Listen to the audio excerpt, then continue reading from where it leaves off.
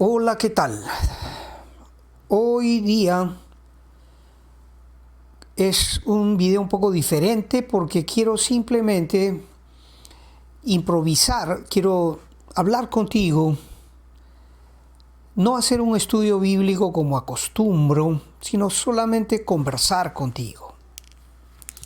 No voy a abrir mi Biblia ahora, aunque por supuesto el tema va a ser la palabra de Dios siempre. Yo no sé hablar de otra cosa.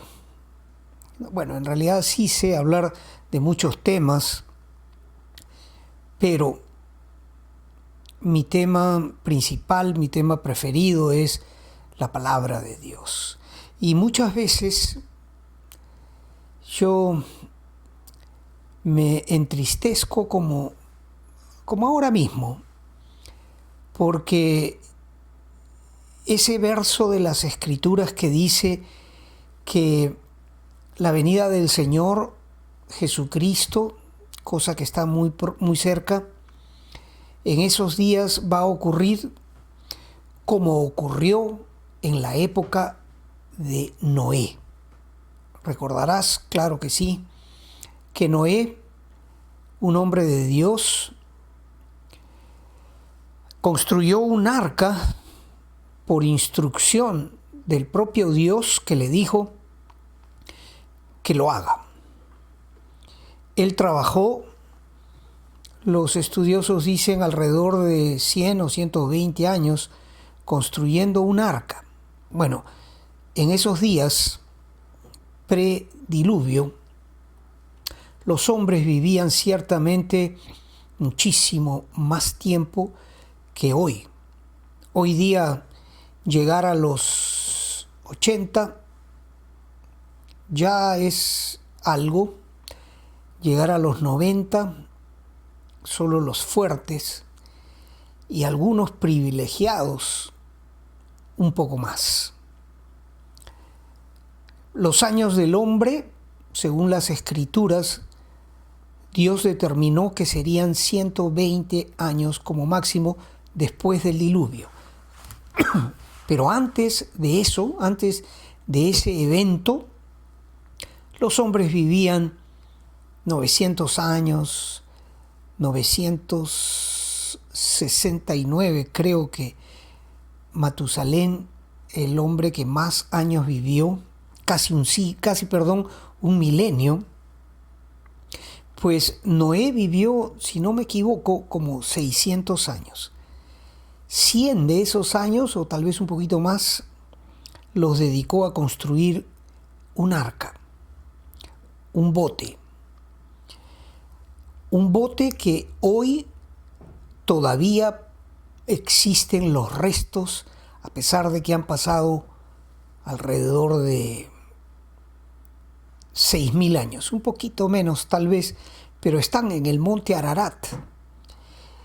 Y hay videos muy interesantes acerca de el hallazgo que hicieron algunos. El más espectacular y el mejor documentado, creo, es de Ron Wyatt, de los restos del arca de Noé. Pero el tema no es hablarte hoy sobre esos restos arqueológicos, sino que, te digo, a veces me entristezco porque simplemente la Escritura nos advierte y se cumple que los hombres de hoy, hombres y mujeres de hoy, son como los hombres y mujeres que vivieron en los años de Noé, los años del diluvio universal. Dice la Escritura en los Evangelios que estaban casándose y dándose en casamiento, trabajando, haciendo todo lo normal, hasta que llegó el diluvio y arrastró con todos. Aunque Noé estuvo predicando día tras día durante la construcción del arca, los hombres se burlaron de Noé, porque ciertamente era una cosa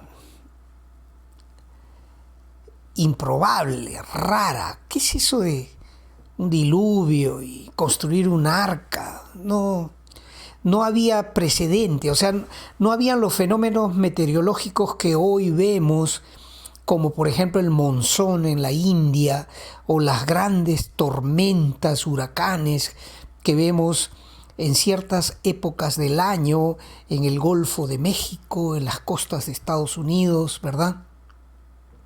No ocurre o no ocurría en la época de Noé semejantes fenómenos naturales. Era una cosa absurda hablar de un diluvio universal, y los hombres y mujeres ciertamente no hicieron caso a las advertencias de Noé.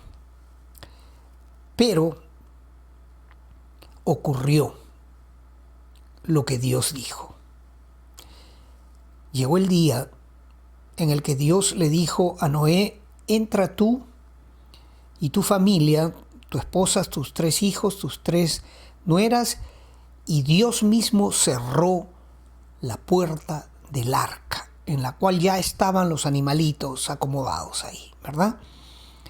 Y Dios cumplió el juicio que advirtió haría sobre ese mundo tan pervertido de la época de Noé. El día de hoy ocurre también que muchos, así como yo, con un pequeñísimo público que en el mejor de los casos pasa de 100, no sé, como otros que tienen cientos de miles de oyentes, algunos buenos predicadores, otros no tanto, pero hay también miles y miles de, digamos, mensajeros de Dios que estamos advirtiendo que el tiempo del fin está a las puertas. Ciertamente, está por cumplirse la profecía bíblica de toda la Escritura, que la Escritura bíblica, la palabra de Dios, es 30%, casi 30% profecía. ¿Qué cosa es profecía? Profecía es la historia escrita con anterioridad a los hechos.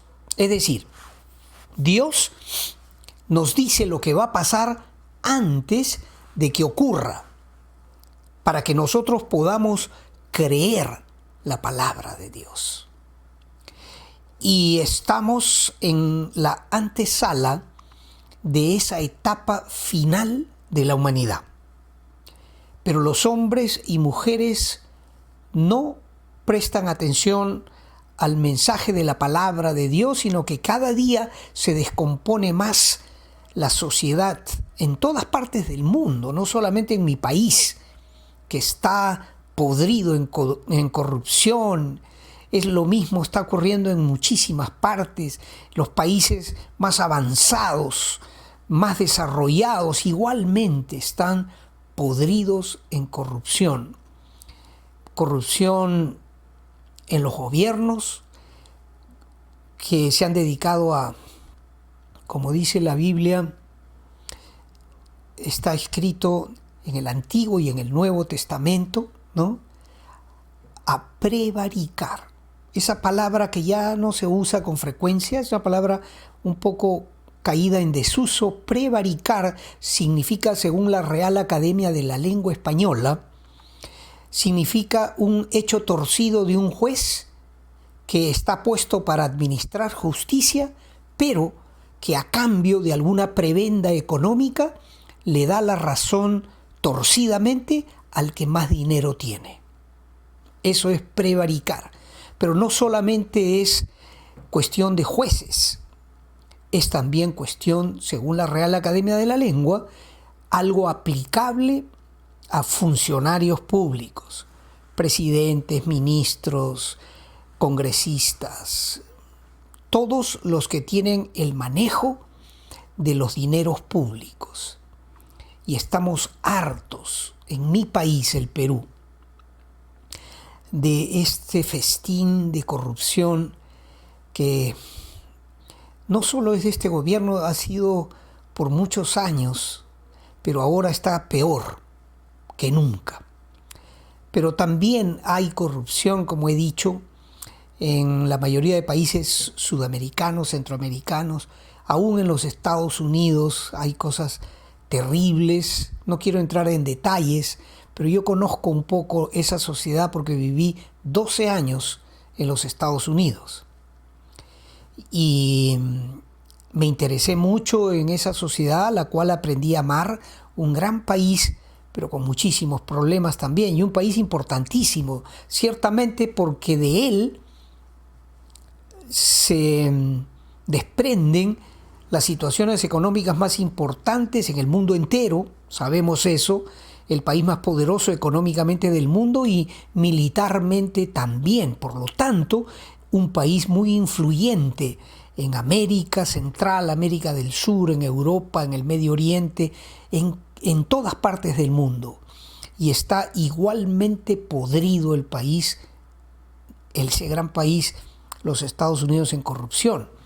Y lo mismo podría decirte de Argentina, otro país que a mí me simpatiza mucho, un país de gente talentosa, preciosa gente, pero que está cada día peor, ahorita con una inflación que se los está comiendo vivos, literalmente. La economía está llena de ladrones también, el aparato sobredimensionado estatal, es decir, un gobierno que ha crecido demasiado en burocracia, se dedican a robar los dineros públicos y no a hacer lo que tendrían que hacer, conducir al pueblo hacia un bienestar, hacia una mejor realidad. El Perú, Argentina, Chile, por ejemplo, que ha sido un país ejemplo en el manejo económico por los últimos 40 años tal vez. Y hoy están debatiéndose para ver si aprueban o no, si rechazan o aceptan una nueva constitución inclinada al socialismo, a la izquierda. Y sabemos los frutos de los gobiernos de izquierda.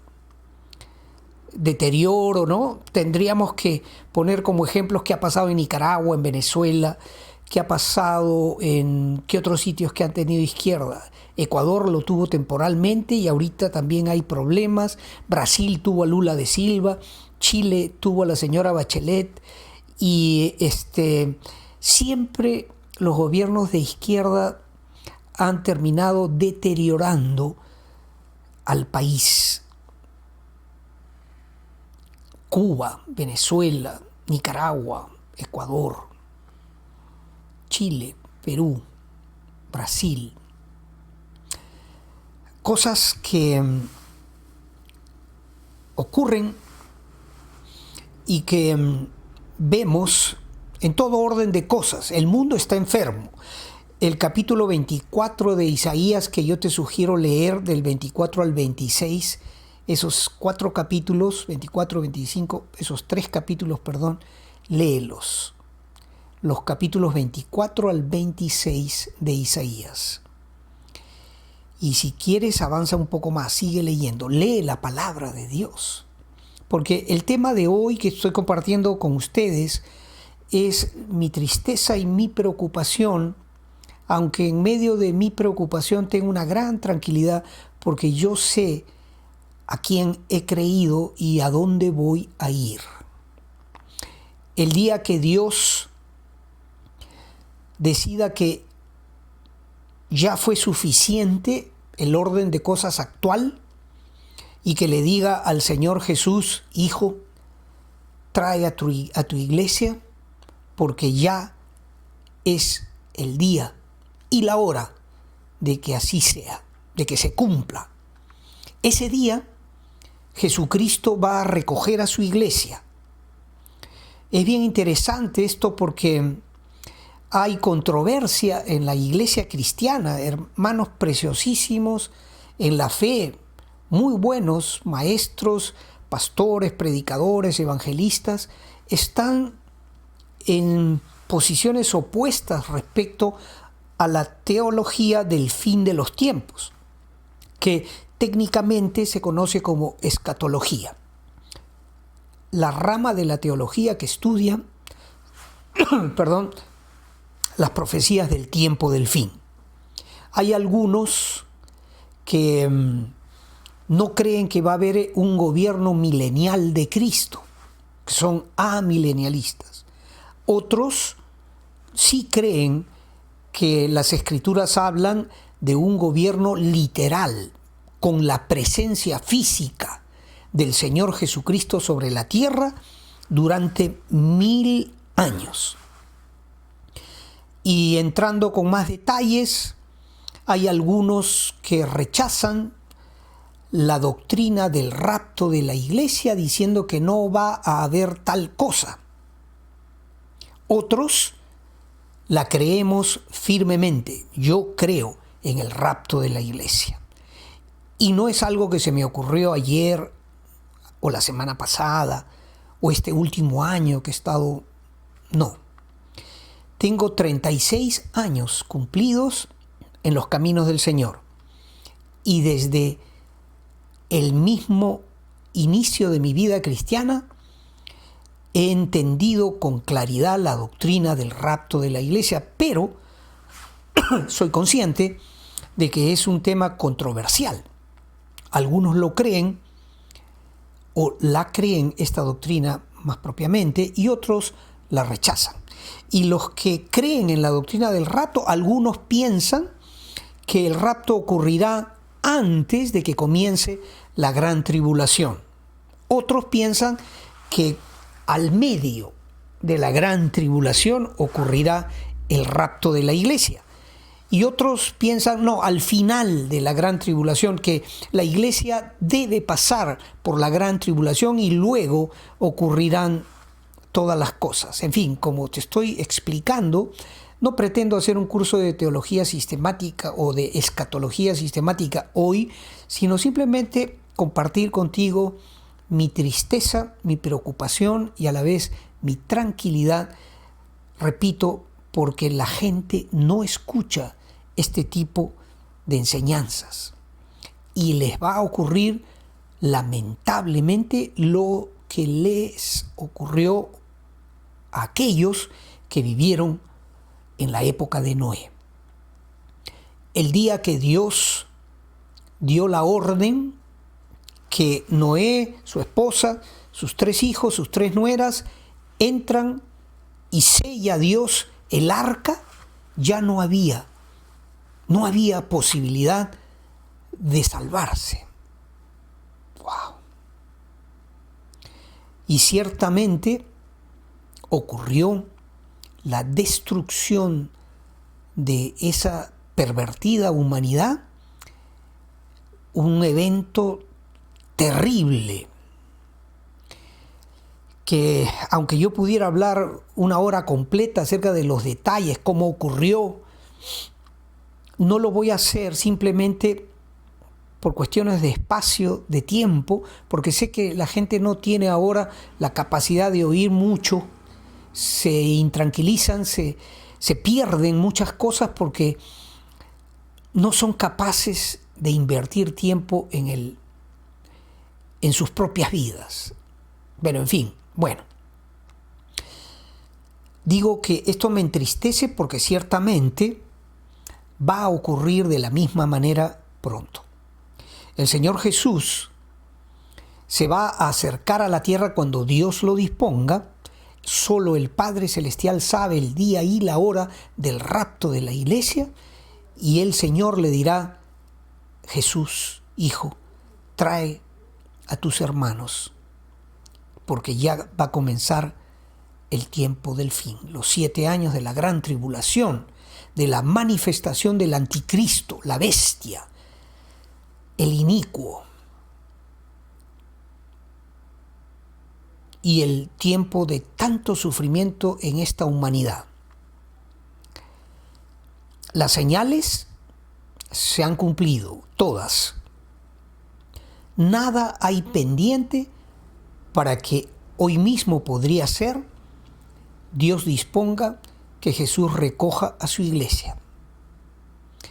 Y lo que yo hoy te digo es que me entristece saber de que la mayoría de personas no le interesa este tema.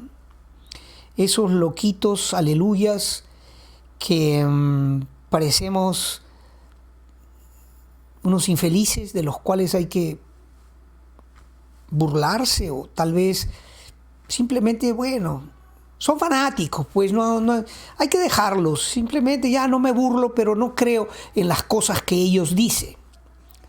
Pues esos loquitos, aleluyas, son los que Dios va a recoger, tal y como lo hizo con Noé, sus hijos, su esposa y sus nueras. 8 en total. Y otros millones se perdieron en el diluvio, muertos por la incredulidad a la advertencia de Dios. Así que decía que esto me entristece, sí me entristece, pero a la vez estoy muy tranquilo, porque yo sé a dónde voy, no porque yo tenga méritos. No.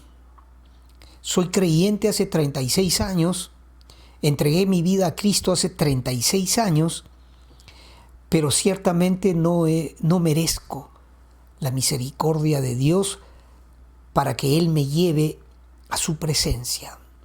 Pero va a ocurrir por amor de nuestro Dios, quien entregó su propia vida, el Señor Jesús, el unigénito Hijo de Dios, entregó su vida en una cruz para que yo no tenga que pagar por mis faltas, sino que por el hecho de haber creído e invitado a Jesucristo a ser el Señor de mi vida, por haberme arrepentido de mi manera de vivir torcida y perdida, antigua, y haber permanecido en el camino, venciendo las pruebas con la ayuda de Dios que se presentan ciertamente de continuo para los cristianos, por ese hecho, yo voy a ser parte del rapto de la iglesia, y el rapto de la iglesia tiene dos partes muy importantes que ahora te quiero explicar, aunque brevemente, porque no hay tiempo para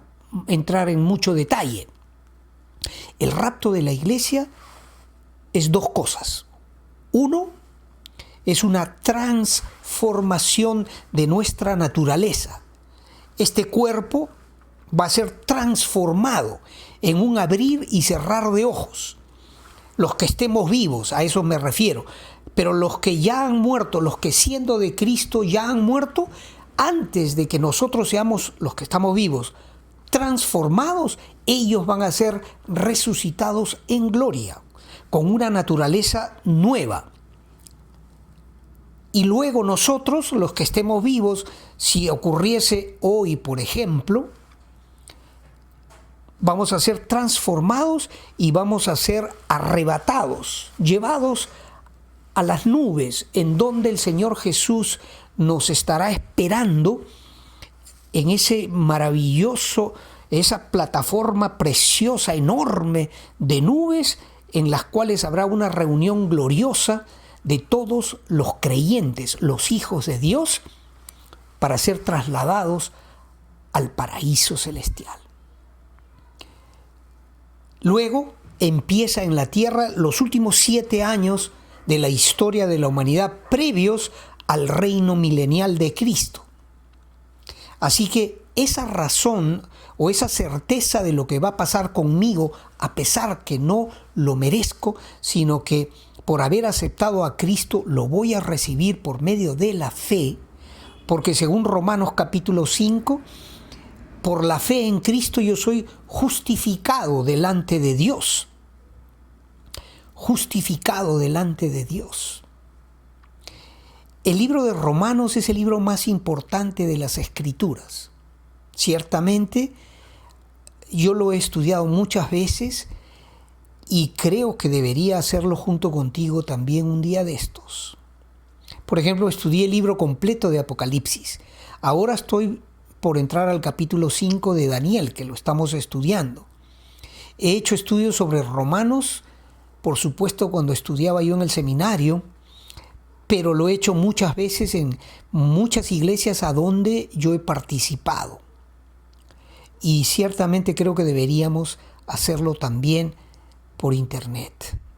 Porque el libro de Romanos nos da la explicación de cuál es el procedimiento, la forma, el plan de Dios para salvar a los creyentes. Primero nos dice que somos todos pecadores. Luego que hay una lucha en la naturaleza, que quisiéramos servir a Dios con la mente, pero tenemos un corazón inclinado al mal. Pero también nos dice de que los que vivimos por el Espíritu Santo, ¿no? Tenemos la mente de Cristo y entonces tendremos victoria sobre esa naturaleza pecaminosa. Para luego en el capítulo 8 decirnos de que ciertamente aquel que nos escogió, que nos llamó, que nos justificó, nos va también a glorificar. Y eso es hermoso. Es decir, aunque realmente mi vida no es santa, porque cometo pecados a diario de pensamiento, de omisión y de acción muchas veces, sin embargo, Dios va a recogerme junto con toda la iglesia, esos millones y millones, muchos millones de los creyentes que ya han fallecido, los creyentes antiguos, de los que son de Cristo y los que hoy estamos vivos. Vamos a reunirnos en una fiesta gloriosa, no por nuestros propios méritos, sino más bien por los méritos de aquel que murió en una cruz, entregando su propia vida, siendo acusado de ser un criminal, siendo él el santo de los santos. Gloria a Dios. Esa maravillosa obra de Jesucristo nos da a nosotros esa justificación delante de Dios y nos hace miembros de la familia de Dios y los herederos de su gloria. Y ciertamente digo que aunque no hay méritos en mí, yo estoy tranquilo porque sé que aunque soy imperfecto, soy de Cristo y voy a recibir esa transformación de mi naturaleza para recibir un glorioso cuerpo nuevo, joven, que ya no enferma ni envejece y que vivirá por los siglos de los siglos como un hijo de Dios, disfrutando de la presencia del Padre y de su gloria. ¡Wow! Cosas que ojo no vio ni oído oyó, son aquellas cosas que Dios ha preparado para los que le aman y guardan su palabra, dice Pablo en Primera de Corintios. Ciertamente nuestra herencia es gloriosa. Por ahora tenemos que pacientemente soportar el camino que a veces es duro. Ciertamente a veces es duro, pero tenemos que seguir adelante, ¿te das cuenta? Muy bien, yo decía que voy a ser transformado y a la vez trasladado. El rapto de la iglesia tiene esos dos elementos. La transformación de esta naturaleza, mi cuerpo va a ser diferente y mi propia naturaleza ya no va a tener que batallar con el pecado que hasta ahora todavía batalla dentro de mí y que a veces me lleva a hacer cosas que no quiero hacer porque sigo en la batalla entre el bien y el mal. Pero mi nombre está escrito en un libro de los cielos que se llama el libro de la vida del Cordero. Mi nombre fue escrito ese día en el que yo acepté a Cristo en mi corazón, que levanté mis manos y dije, yo quiero responder a ese llamado que Dios hace, y nací de nuevo. Soy un hombre nacido de nuevo, según el capítulo 3 de Juan. El Señor Jesús le dice a Nicodemo, Nicodemo, de cierto te digo, que si no naces de nuevo no puedes entrar al reino de los cielos. Pues los creyentes verdaderos somos nacidos de nuevo. Nacimos ese día que, reconociendo nuestra pecaminosidad delante de Dios, pedimos perdón. Y invitamos a Cristo y empezamos a vivir ahora, es decir, desde ese día en adelante y para siempre, guiados por el Espíritu Santo y por la palabra de verdad. Son las condiciones para ser un verdadero creyente. Y voy pues a recibir una nueva naturaleza y voy a ser trasladado para estar siempre con el Señor Jesucristo. Y yo quisiera eso para todos. Por eso es que me entristezco de saber que la gran mayoría no va a creer esta palabra. Que de los que curiosamente o por curiosidad empiezan a ver este video y luego se aburren de mi cara o de mi dinámica. No soy una persona atractiva, pero ciertamente mi mensaje es el mejor mensaje que tú puedes oír. Y si tú prestas atención y haces lo mismo de acercarte a Dios, Él te va a recibir con los brazos abiertos, te va a perdonar, te va a besar y te va a recibir como un hijo y como una hija de Dios, que vas a heredar también la vida eterna. Así espero que ocurra contigo. Esto es lo que quería compartir. Ya continuaremos los estudios de la palabra de Dios. Mira, si yo tuviera que darle un consejo al mundo, digamos que voy a morir pronto y tengo que dejar algún consejo a la gente, te diría: no sigas a las personas, no me sigas a mí, no sigas a determinado predicador, determinado pastor, aunque hay muy buenos, algunos, otros no tanto, cuidado. Pero mira, mi consejo sería: vive por la palabra de Dios. Consíguete una Biblia y léela todos los días y vive de acuerdo a la palabra de Dios, que eso te garantiza que tú también vas a encontrar la verdad, que tú también vas a ser recibido en la familia de Dios y que tú también vas a ser, por esas cosas, un heredero de la vida eterna. Créelo, recíbelo, hazlo, no esperes, porque mañana podría ser tarde. En cualquier momento podría ocurrir que no te pase a ti como a esos hombres y mujeres que vivieron en la época de Noé, que rechazaron tristemente la oportunidad de conocer a Dios y de ser salvos y herederos de la gloria de Dios. Gracias por tu tiempo. Te deseo un lindo domingo. Hoy es sábado. Que tengas un lindo domingo con tu familia, un lindo fin de semana, lo que queda de este fin de semana. Dios te bendiga, te guarde y haga que tu corazón, que haga que tu corazón sea un terreno fértil en donde germine y crezca su palabra, para que te conviertas tú también en otro predicador, anunciador, en otro testigo de la verdad de Dios. Bendiciones y Dios mediante te veo en una próxima oportunidad. Gracias.